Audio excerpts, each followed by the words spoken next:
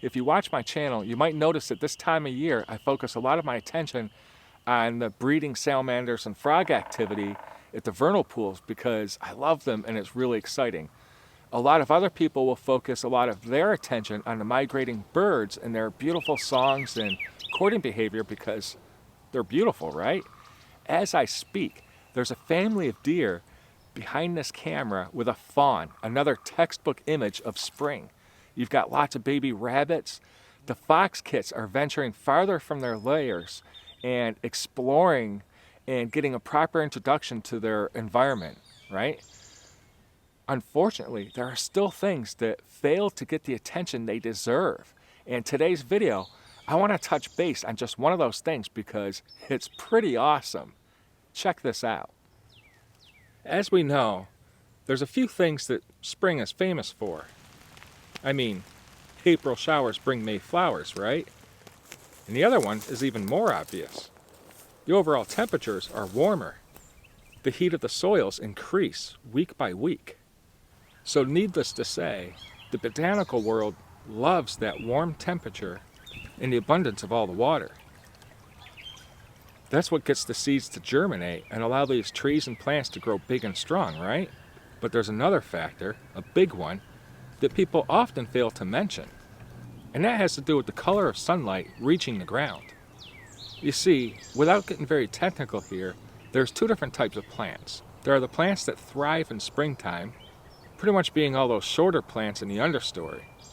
And then, of course, there are plants that thrive in summer light. The most easily recognized of all those are, of course, the trees. In March and April, winter is pretty much finished for the year, and spring moves in to take its place. The days are growing longer and causing the environment to basically warm up. While that's going on, all sorts of air masses high above are trading places, mingling, and shifting from here to there. The trading of those air masses often results in lots of wind and, of course, rain. Combine that heat and rain, and you've got two very key ingredients for the recipe of germination. What do you notice in the summertime as you walk into a forest? Yeah, well, the air might be thick and a little bit muggy or humid, but there's something else you notice almost immediately. It's filled with shade, right? Yeah, the forest is definitely darker than the surrounding landscape. And if you pay real close attention, you'll notice that that shade takes on a green hue to it, doesn't it?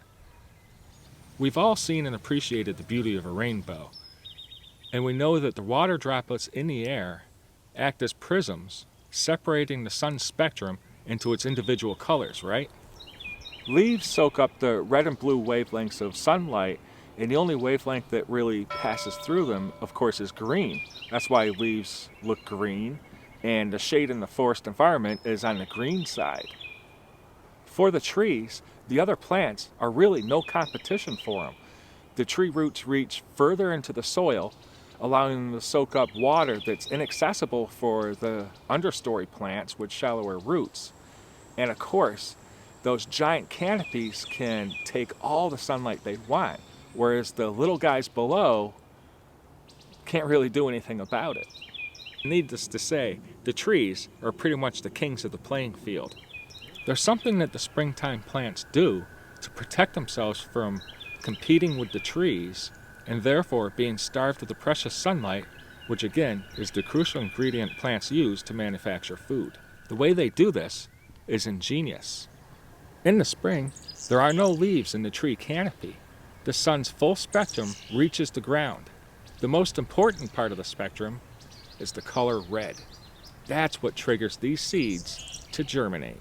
These springtime plants prevent their seeds from germinating in the summertime, where they'd have to run the risk of competing with the forest canopy above by depending on that red spectrum of the sun's light.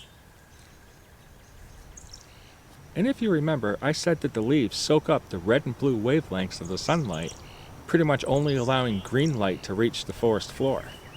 That green light pretty much tells the seeds to remain dormant. But in the springtime, there are no leaves to soak up that red spectrum and therefore rob the forest floor of the red light. And that is how the springtime plants germinate and thrive. By the time the forest canopy develops all its leaves, plants have moved on from depending on their leaves and focus more of their energy on, well, producing more seeds for the coming year.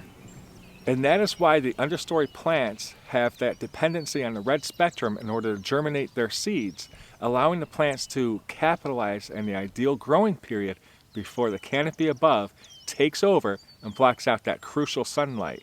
That's why when you look throughout the forest, you'll notice several distinct periods throughout each season.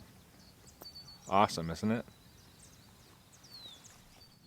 So check this out. I've been thinking, okay, well, in the springtime, the understory is saturated with green leaves to later on trade shifts with the canopy above for the monopoly on green.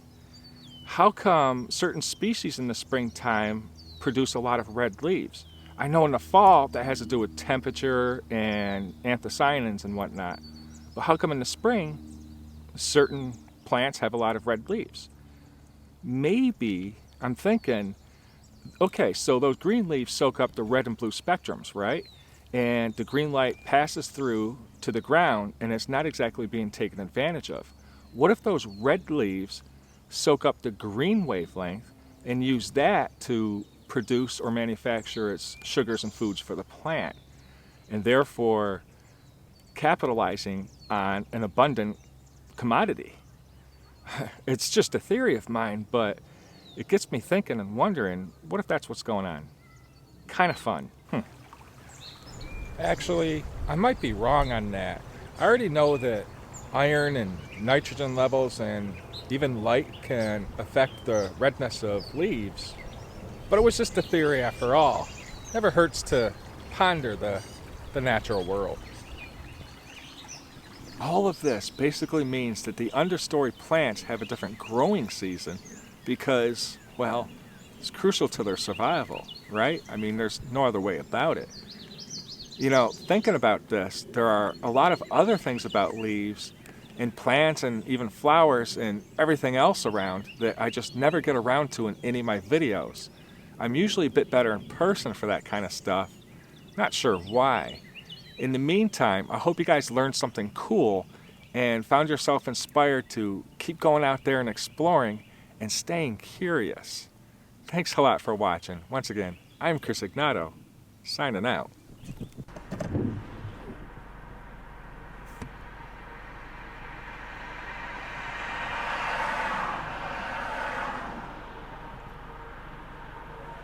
Jeez Louise, Bird.